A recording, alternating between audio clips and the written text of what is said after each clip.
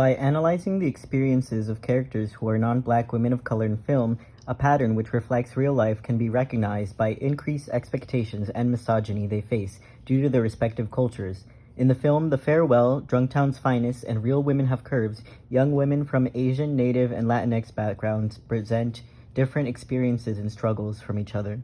They all, however, share a general rejection of traditional womanhood. The films will also be examined using different diversity tests, the Bechdel, Vito-Russo, and Duvernay tests. The Bechdel test requires two women who speak to each other and not about men. For the second test, the film must have a fully realized and relevant LGBT+ character. The third test requires people of color to have fully realized lives, rather than serving as scenery in white stories. In the 2019 film The Farewell, the character Billy Wang is a 30-year-old woman who was born in China and moved to the US at a young age. The film passes the Bechdel test within the opening scene as she speaks in Mandarin to her grandmother back in China over the phone about life. It also passes the Duvernay test since most characters seem like genuine people who can exist as individuals with respective emotions. It does not pass the Vito-Russo test though, since there are no explicit LGBT+ representations in any of the characters. Gender. Billy is more emotional than her mother, and she doesn't comply with what she's told. She's defiant and stubborn, but also very loving and compassionate. She doesn't fit stereotypes of Asian women being compliant and submissive. She is always treated as a child by her relatives, though, and has to often speak out, repeat, or reassert herself, which she is not shy to do sometimes, like when she pointed out that the US has problems too at a dinner with family friends. She is also implied to be useless, staying with Nai because she can't cook or clean. Her Nai was in the military, which is typically seen as masculine service in the West. Another contradiction to typical stereotypes is how the men cry before the women about Nai, going contrary to toxic masculine stereotypes. Class. Billy is portrayed as fairly broke in New York, and it's revealed she often must move in with her parents after she's unable to sustain rent. In China, though, her family seems to be pretty well off, since they can afford to employ maids at a constant enough rate to have gone through a few since her last visit. Billy also later finds out that Gao never learned to read, though it's unclear if she wasn't given a formal education because of her class or gender. Sexuality. Billy's sexuality is unknown, and it is not the focus of her life. She does not have a partner of either sex, which her family and many of her encounters with older adults show. Immigration. Billy is Americanized, but was born in China. She has childhood memories of moving to the US, isolation, abandonment, fear, being unable to read Chinese even though she can speak it. All of these can be relatable to other people who came to America at an early age or who were raised by first or second generation immigrants. However, Billy has specific memories and associations with the move that still evoke pain in her. Family. Family is big, secretive, loving, and tied into their culture as shown in the movie. Culture. Eastern culture of keeping death from the dying and carrying the burden of grief for them is contrary to another cultural practice of hiring professional criers who come and cry at funerals and other death processions. Tradition. Funeral traditions of food and drink offerings, even cigarettes, bowing, and prayer are shown in the film, as well as the tradition of having a nice wedding to demonstrate wealth in a family. Some of the themes include death, coping, and the grief experienced before loss. Symbols include the bird flying into the house, which symbolizes Billy's connection with Nai, and the spa scene reflects ideas of the theme of taking on the pain or the burden, otherwise it won't work. That is to say, this is symbolic of how in their culture the burden of pain and grief must be taken on in order for the person who will pass on to live happier, not knowing the truth of their condition. Billy's experiences and realities as an Asian woman help audiences understand or relate to how some families have cultural practices that Americanized and second generations may not agree with, but must respect. In 2014's Drunktown's Finest, Felicia John is a young Native American trans woman and an aspiring model who lives on a reservation in New Mexico. The film passes the Bechdel and Duvernay tests since the film is about not only her, but also another woman named Misogyny and a man named Luther who she interacts with. They are all Native Americans who go contrary to negative Native American stereotypes, though themes of drug, alcohol use, and violence are explored.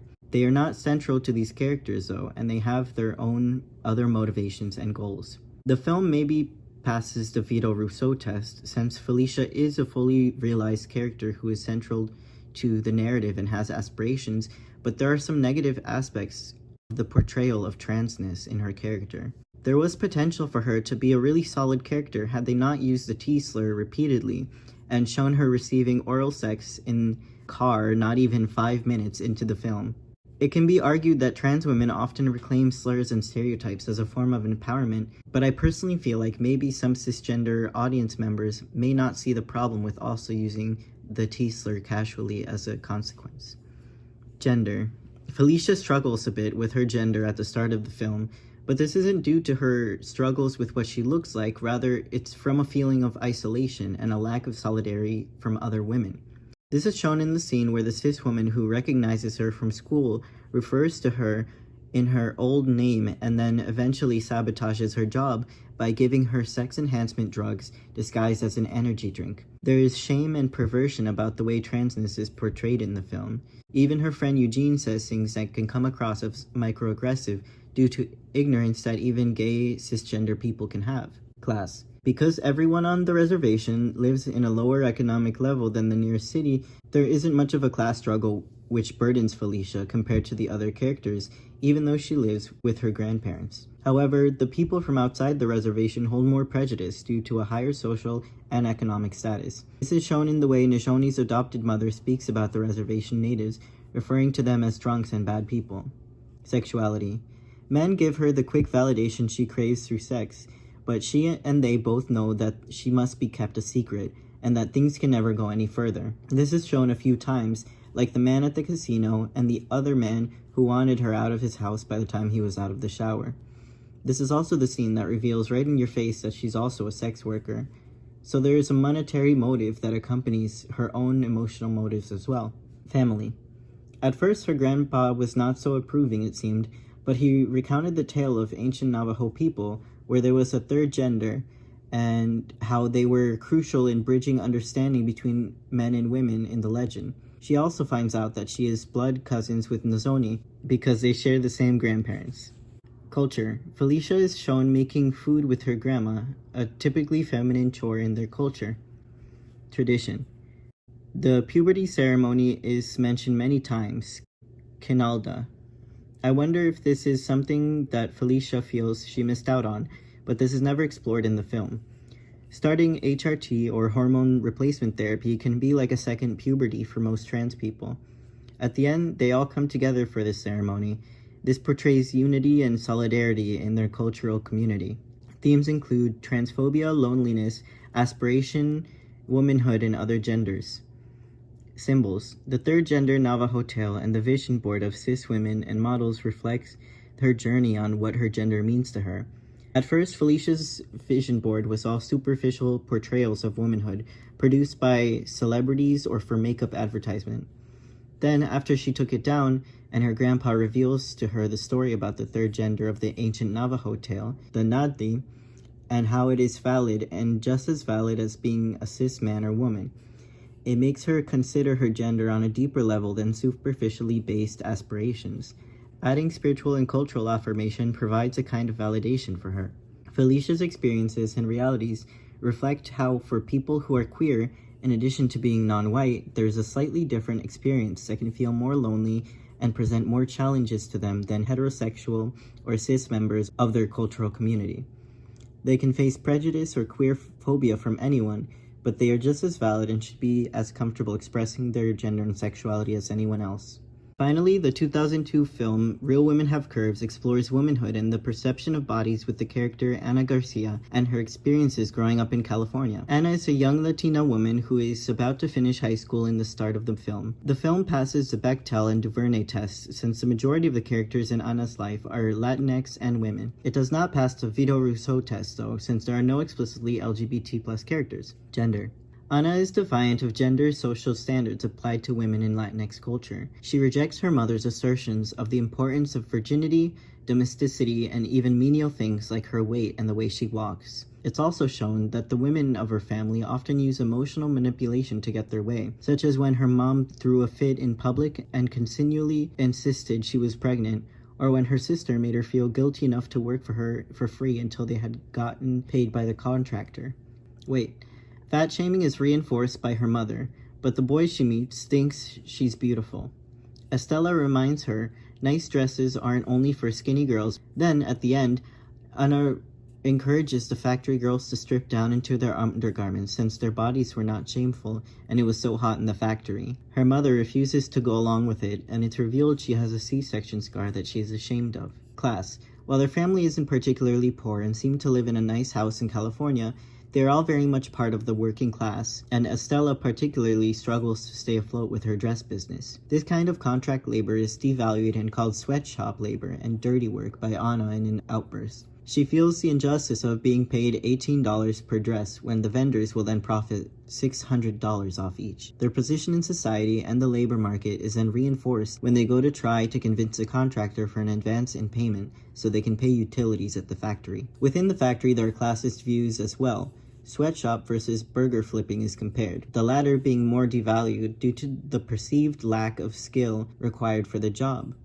Class is also explored when Anna realizes that she labors so much to make a dress look perfect and lovely, only it's not for her, so she must push it away. This explores product alienation in this kind of labor. Sexuality. Anna is assumed straight from her interactions with Jimmy, an awkward but well-meaning white boy she meets from school. Anna explores sexual intimacy with him after dating him and making sure that she had protection. The scene leading up to it affirms body positivity as she shows Jimmy what she looks like nude, and he tells her she's beautiful. Family. Family is a big part of Latinx culture and is a major influence on Anna's life. Her parents, her mom in particular, are very controlling and battle with Anna and her teacher, Mr. Guzman, over Anna's future and college prospects. Anna's mom would rather she work and learn to be a fit mother and wife than further her education, while her father and grandpa seem more supportive of her wishes. Culture. Chisme or gossip is a cultural stereotype usually applied to Latinx women. It's shown many times among the factory girls. The stereotype holds some truths, since women will usually use this as a way to catch up with each other or to convey a moral. Sana sana colita de rana is a rhyme Anna is told by her mother when she gets hurt. It's very common in Latinx culture when a child is hurt to make them feel better. Virginity is also culturally more sacred in many Latinx countries, so some immigrant families take it very seriously. This is why Anna's mom slaps her when she finds out about her and Jimmy. There is shame and perceived promiscuity in Latinx women who have sex. Tradition. A tradition shown in the film is that of Panchita's altar at work for her father. A year after his passing, she's shown paying respect by lighting a candle to place on the altar, which has beer, pictures, and other religious symbols on it. The themes include insecurity from her mother, emotional manipulation, coming of age/womanhood, and self-love. As Anna grows throughout the film, she rejects her mother's ideas of her body being devalued because of fat, and she learns to love herself despite the projections of insecurity that her mom casts onto her. Symbols. Dresses themselves present a symbol of the unobtainable for Anna. She cannot fit into them, and they are not for her at first. Then, as she goes through the journey of self-acceptance through the film, her sister gives her a custom dress towards the end. This proves not only that things will not be unobtainable to Anna because of her weight, it also shows that there are things that we can do to achieve what we want. There is an alternative to accepting defeat. Anna's experience shows us the heightened standards and expectations that are put on Latinx women, even by their own communities and families. This struggle between cultural expectations and American expectations, like going to university, are often conflicting battles, which can be especially challenging. However, there is always hope, and there is always another way, just like how Anna got into college.